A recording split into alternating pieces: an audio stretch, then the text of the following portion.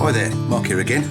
Welcome to this first part of my build guide for the Terra Scorcher 2020 version, four-wheel drive off-road high performance racer. Let's get straight on with it. So the first real part of the build is step 2, where we're going to start to build the rear diffs and put them in the gearbox case. You need to open parts bag A. So you might be able to see I've already built the first differential. You have to build 2 of these, so I've had a practice run. It's not too difficult, so I'll just zoom in and we'll build the second one. So as usual, we need to follow along with the diagrams. So for step 2, we need all these parts. I find it best just to lay them out next to the diagram. It's all 1-to-1 scale, so make sure you've got the right components there. And you need the differential case, which is this part, and you need the spur gear part of the case, which will go on top and hold it all together. So the first thing we need to do is to get the thrust washer, and we need to grease both sides of this up, put it in the bottom of the case.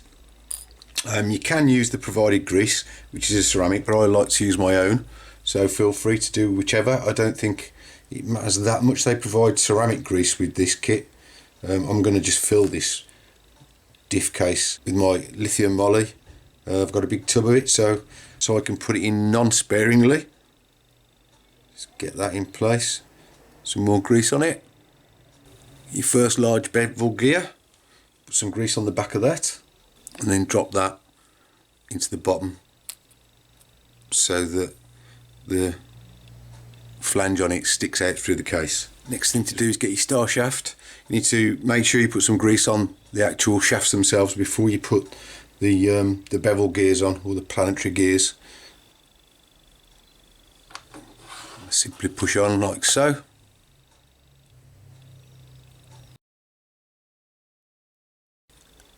And then you need to get a bit more grease onto that gear and drop this in, making sure that the ends of those star shafts go into the 3 slots provided.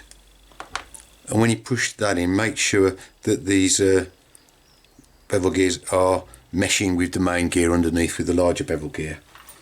Again, all we need to do now is grease that up and put on the other bevel gear that way on. Again, make sure it's meshing up with the other teeth, and more grease. You don't have to use anywhere near this much grease if you don't want to, if you use the kit supplied stuff, but I like to pack mine, and gives it a bit of an anti-slip effect. Put on the other thrust washer, a little bit more grease, and simply get your spur gear, the 3 lugs there that need to go into the 3 slots, just line those up, push it together. It is quite a tight fit, this is, I must say. And then we need to put the 3 10mm 2x6 screws in and tighten those up. So when you finish, you should have 2 diffs like this, look like that. And to finish step 2, you got your BA11, 1150 and a BA12. You need to get part A1, which is the rear gearbox case. Put your 1150 bearing in this hole. A nice tight fit. And then we've got the 850. Yep. And then simply get one of your diffs, and it needs to basically just sit in there until we're ready to put the other side on. Step 3 is attaching the counter gear, which is this thing here. So you need this BA18 shaft. You need a 4mm E-clip, and that's got to go onto one of the slots in the shaft. I don't think it matters which one, because it's the same each end.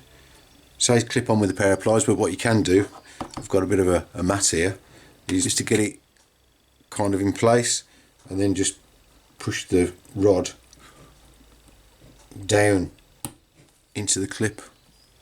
It's a nice easy way of doing it. Okay, so now following the diagram, get an 1150 bearing, push over there up against that clip, and you need to put your counter gear on top of that, push it through. It is keyed, like so. And all we got to do then is put that into part A2, which is the other side of the rear gearbox, with an 850 bearing on this side. And again, lining this up with the diagram, the 1150 goes into that recess there. Again, it's a very tight fit, and then the counter gear and the shaft are going to go through that hole there. And we need to get some grease onto this before we move to the next step. Step 4, nice and simple. We're just going to put the gearbox together. So again, following the alignment, make sure your pieces are lined up like the diagram and you won't go wrong. So we need to get the two pieces already done.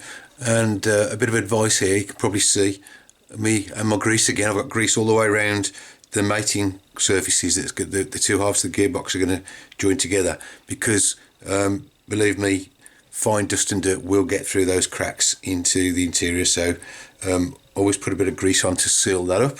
If you've got AW grease, it's even better, but quite an expensive way of doing it. You've got the small 3mm nut that needs to go into this case. You can see here there's a recess for that nut. So then get two halves, we need to push them together. It is a little bit fiddly to get this shaft in, but yeah, once it's in, it went together okay. And that's turning around the diff when I rotate that. Ooh. Might be better if you put that nut in afterwards, actually. Then we're going to clamp the two halves together with these machine screws, 20mm long. So that's going to go into that nut that's in the captive in the plastic, and the other 20mm machine screw goes in the bottom there, and we need to put the flange nut on top of that. Finish step 4, we need to get this part B8 and fit it onto the back of the gearbox here. Make sure you get the right way up, like that. And just secure it with the 12mm screws.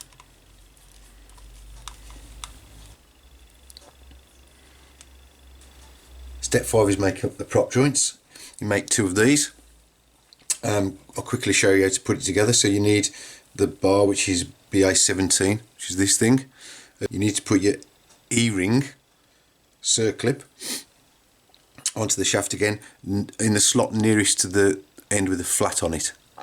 Okay, so once you've done that, you need to put some grease around here. Then you need to put on this plastic part, which is E1, white plastic part. It's got a flat on it. Then you need to put on the thrust washer, which is quite a thick washer. I don't know if you can see that, but it's quite thick, this one. Again, match it up with the diagram if you're not sure. Again, grease that up. Part E3, which is another bevel gear. Again, that's got a flat on it, so when it goes on one way, goes on so far. Put your 850 ball bearing on the little bit that's sticking out. Again, with a bit of grease, you turn it round. Put your 1150 bearing, the bigger one, on the other end, up against the E-clip or E-ring. And then finally the plastic part B3 with the shoulder on it pointing towards the bearing, like so. And you should end up with 2 like this, and then we just need to grease up those bevel gears. Step 6 is attaching the rear prop joint. So you're going to need the cover here, which is an A4 that's going to go over that prop joint.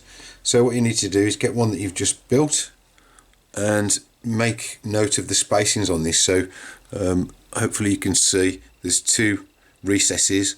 The first one is going to hold the plastic part and the washer, and the second one holds the C-clip, or sorry, the E-clip or circlip and the bearing. I hope you can see that.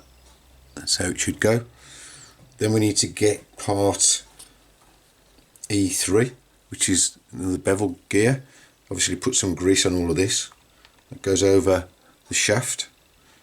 Again, it only goes on one way, and it meshes in with that prop joint.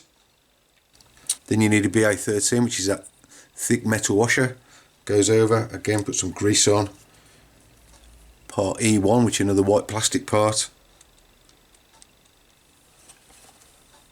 Again, put a bit of grease around the mating surfaces to stop the dust getting in. Simply put the cover on, and then you've got these 4 other smaller 2x6x10 tappet screws. So that's the 4 screws in there. And what I do, just to make sure before we move on, if we just give the prop joint a bit of a turn, it should move quite freely, and it's actually turning the gear inside there. So that appears to be okay, so we'll move on to the next step,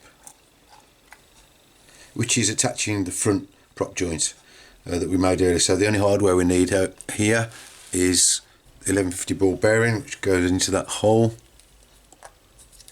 and we've got 4 BA4s, the 2x6x10s. You need A6 and A7. If we just align this with the diagram, we need to fit it again with the bearing and the clip. Then there's a space, and then you've got the plastic part and the washer. So it should go something like that. And put the cover on and the 4 screws. You should end up with this. It should rotate freely. See it moving inside with your bearing in place. Next, on step 8, we're going to put the differential gear into the front gearbox case. So you need part A3. You need to pop in, we've got 3 BA11s, 1050, so put one in there. Then we need your 25mm steel tube, goes in there. Then we need to get the last of our gears. I think this is the last one we've got now. So this has got an 1150 on each side of it, that part E2. Let's pop those in, and then that's going to go over that shaft. Get your other diff and just pop it in place. It's going to mesh up on there, and get it greased up. In step 9, we're going to put the 2 halves of the front gearbox together. So again, I've greased up the mating surfaces, so it's just a matter of putting these together once you've obviously put your diff back in. Let's get this mated up.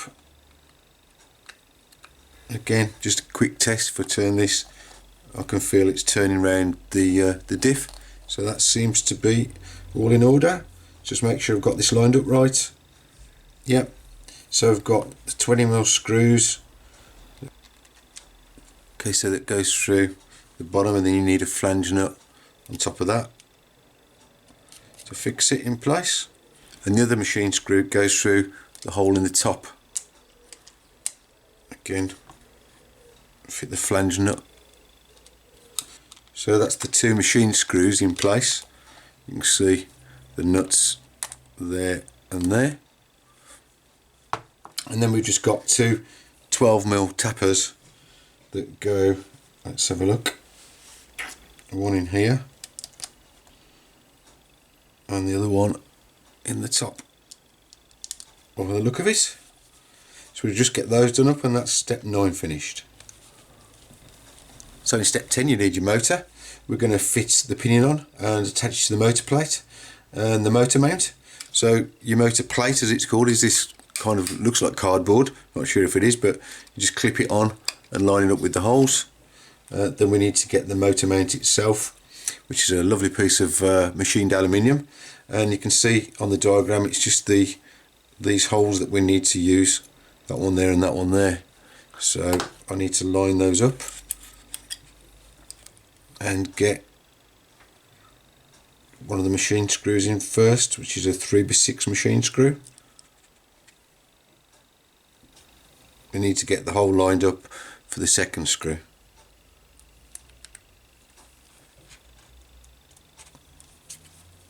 Okay, once that's done, it's shown here that we need 14.5mm.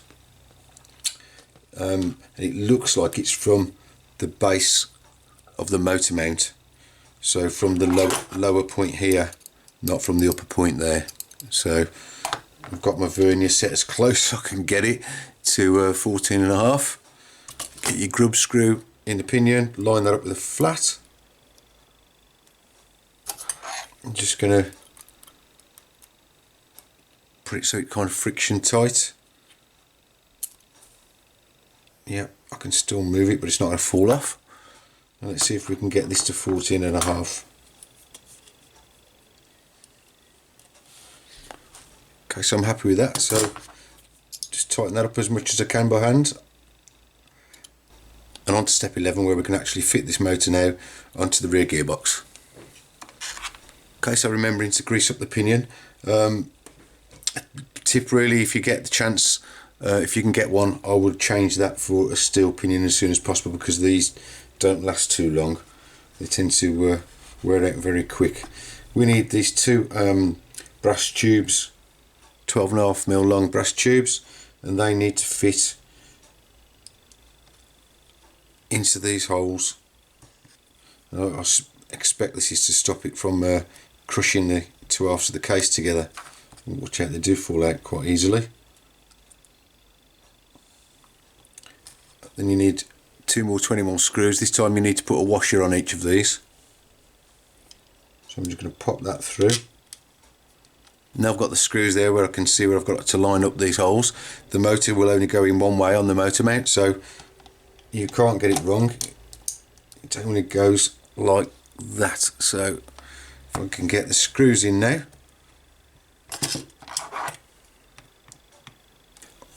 Okay, so that's the motor fitted with the motor plate, and when I turn that prop shaft now, I can actually feel the motor itself turning, so that must be okay.